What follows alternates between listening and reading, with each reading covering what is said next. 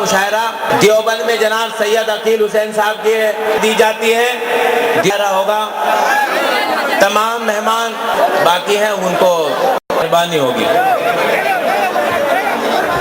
نے اتنا انتظار کیا، آپ سے جو وعدہ کیا تھا اس کو نبھایا یا نہیں یہ بتاؤ پہلے، بے ایمانی ہو گئی بھائی۔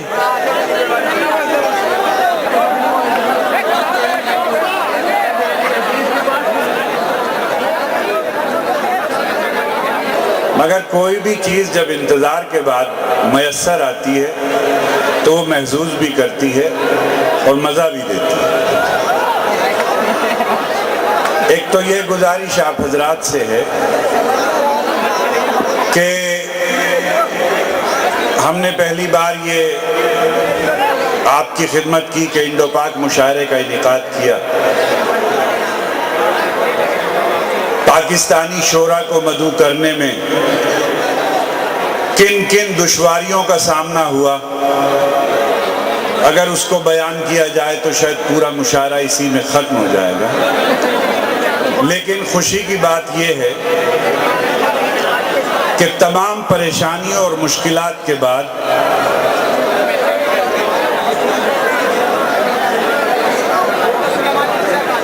دیکھو بیٹے ڈسٹرب نہ کرو، نہیں آرام سے بیٹھیں، مطلب ہے کہ چونکہ اور آپ کی ذمہ داری زیادہ ہوگی چونکہ آپ لوگ اسٹیج کے پاس بیٹھیں۔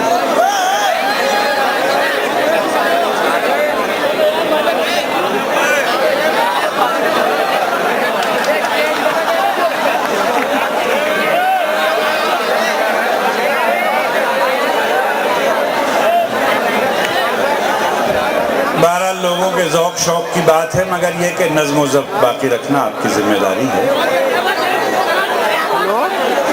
میں عرض یہ کر رہا تھا کہ ہمارے پاکستانی شورا بڑی جد و جہد کے بعد اللہ تعالیٰ نے یہ منزل آسان کی کہ ان کو یہاں آنے کی اجازت مل گئی۔ اب قدرت امتحان پہ امتحان لیتی ہے۔ 8 بجے اجازت ملی، 8 بجے وہ وہاں سے روانہ ہوئے، مراد نگر میں جام لگ گیا۔ اب وہ لوگ تقریباً کھتولی کے پاس پہنچے ہیں، ان کی گاڑی میں سمجھتا ہوں کہ 12 بجے کے قریب دیوبند آ جائیں گے، وہ براہ راست اسٹیج پر ہی آئیں گے۔ دنیا کے معروف ترین لوگوں میں نام ہے ایک حمایت علی شاعر صاحب کا، وہ بھی ہماری دعوت پر تشریف لا رہے ہیں۔ پاکستان کی معروف شاعرہ محترمہ ریحانہ روحی صاحبہ بھی تشریف لا رہی ہیں، اور پاکستان کی دوسری معروف شاعرہ ذکیہ غزل صاحبہ بھی تشریف لا رہی ہیں۔ اسی کے ساتھ ساتھ ہندوستان سے آپ کے دلوں کی دھڑکن ہمارے مشاعرے صدیقی صاحب کا نام نامی پیش کرتا ہوں۔ تحریک صدارت پیش کی سید عقیل حسین صاحب نے، اور تائید فرمائیں گے جناب سید شکیل حسین صاحب، ان سے گزارش ہے وہ تشریف لائیں اور تائید فرمائیں۔ جی میں اس کی تائید کرتا ہوں۔ میرے دوستوں، ساتھیوں، آپ لوگوں کے لیے یہ انڈو پاک مشاعرہ کرایا گیا ہے، اس میں میری آپ سے گزارش ہے کہ آپ لوگ اپنا تعاون دیں۔ شکریہ۔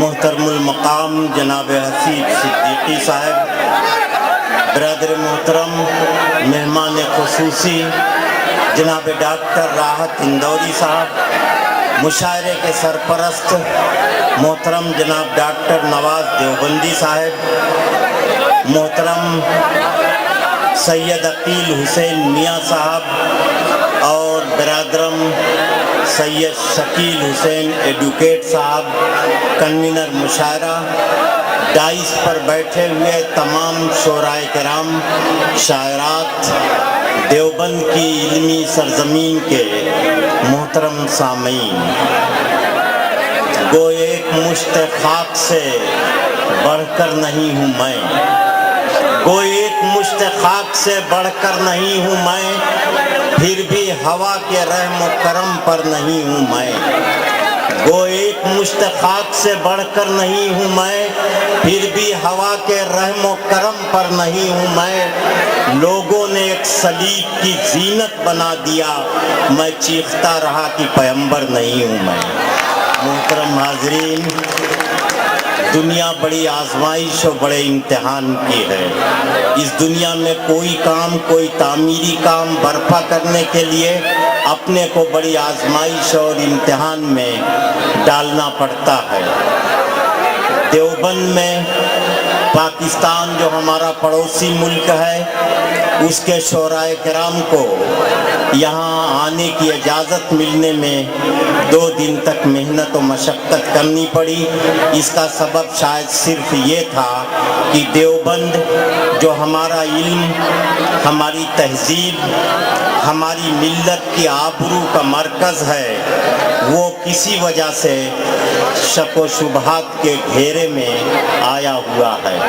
یہ بدقسمتی ہے اور سیاست کی بازیگری اور جادوگری ہے، جس نے کچھ اپنے مفادات کے پیش نظر ایسا کیا ہے۔ دوستو، ایسا کیوں ہے، اس پر ہمیں غور کرنے کی ضرورت ہے۔ بدقسمتی ہماری یہ ہے کہ ہمارے بارے میں سمجھنے کے لیے بہت سے بے خبر لوگوں کو لگا دیا گیا ہے، جو ہم جیسے باخبر لوگوں کے بارے میں تحقیق کر رہے ہیں۔ وہ دیوبند جس نے پچھلے 150 برسوں میں ہندوستان کی تحریک آزادی کو جتنا خون دیا گیا ہے، شاید اس میں ایک قیمتی حصہ دیوبند کے علماء کرام کے خون اور ان کی جدوجہد کا حصہ شامل ہے۔ لیکن وہ دیوبند بھی اگر شک و شبہ کے گھیرے میں ہے تو اس کا مطلب یہ ہے کہ بے خبری کامیاب ہو رہی ہے اور باخبری کو کہیں نہ کہیں سے نقصان ہو رہا ہے۔ تو میں آپ سے بہت ادب سے ایک بات اس وقت بتا دینا چاہتا ہوں، جس بات کا تعلق مشاعرے سے تو نہیں ہے لیکن ہماری ملت سے ضرور ہے۔ وہ یہ کہ ہمارے عربی مدارس کے جو طلبہ ہیں، ان کی ذہانت، ان کا جو IQ کہلاتا ہے، وہ کہیں کسی سے بھی کم نہیں ہے۔ لیکن چونکہ جدید علوم سے، خاص طریقے سے عالمی طور پر اس وقت جو انگریزی ایک زبان ہے، اس سے ہماری کم معلومات جو ہے، اس نے ہمیں اس وقت یہ نقصان پہنچایا ہے کہ بے خبر لوگ بھی ہم جیسے باخبروں کے بارے میں غلط رائے رکھنے لگے ہیں۔ تو اگر ہم اپنی قدیم ساری روایات کے احترام کے ساتھ ساتھ جدید طور پر بھی تھوڑا سا اپنی ذہانت کو استعمال کر کے جدید علم میں ہم مہارت حاصل کر لیں تو آج بھی ہم ہر جگہ برتر اور سپیریئر بنے رہیں گے، اور کہیں سے یہ نہیں ہوگا کہ کوئی ہم پر شک و شبہ کی نظر ڈالے۔ ہم یہ چاہتے ہیں کہ دیوبند کی پوری تاریخ، علماء دیوبند کی جو جدوجہد آزادی میں قربانیاں ہیں، ان کو ہندوستان کی مختلف زبانوں میں اور انگریزی زبان میں، ہندی زبان میں اس کی تاریخ لکھی جائے اور اسے زیادہ سے زیادہ ہاتھوں میں تقسیم کیا جائے تاکہ سچائی سے لوگ واقف ہو سکیں اور بے خبری کہیں آگے نہ بڑھ سکے، باخبر لوگ جو ہے ان کی برتری قائم رہے۔ بس مجھے صرف اتنا کہنا ہے اور اس کے بعد آپ کو مشاعرے کے ماحول میں لانا ہے۔ ایک مبارکباد دے رہا ہوں कि हर मुशायरे में ये होता है कि मुशायरे के स्टेज पर जिस शख्स से इफ्तिताह कराया जाता है वो बाहर से तलाश करके लाया जाता है और ये बताया जाता है कि ये शख्स अहम है, ये शख्स अजीम है, ये शख्स बड़ा है, ये शख्स बरतर है। मैं जनाब डॉक्टर नवाज देवबंदी को मुबारकबाद दे रहा हूँ कि एक अरसे के बाद पहली मर्तबा उन्होंने अपनों के दरमियान से एक अजीम शख्स को तलाश किया और उससे इस फरीज़ा को अंजाम देने की गुजारिश की। वो नाम डॉक्टर राहत इंदौरी का है, जो हम छोटों में बहुत बड़े हैं, इतने बड़े हैं कि हम उन्हें जब देखते हैं तो सर उठा करके उनकी अजमत की तरफ देखते हैं तो हमें अपनी टोपी संभालनी पड़ती है।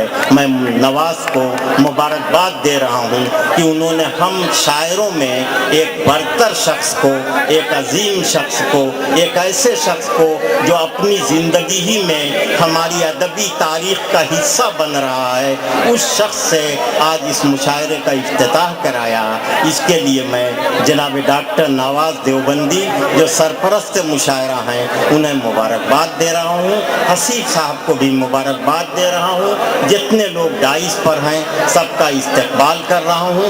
पाकिस्तान के लोग जो इस मुशायरे में शरीक होने तशरीफ़ लाएंगे, जिस वक्त वो आ जाएंगे मैं उस वक्त उनके बारे में और हिंदुस्तान और पाकिस्तान के जो दोस्ताना रिश्ते कायम हो रहे हैं उनके बारे में मैं उस वक्त गुफ्तगू करूँगा।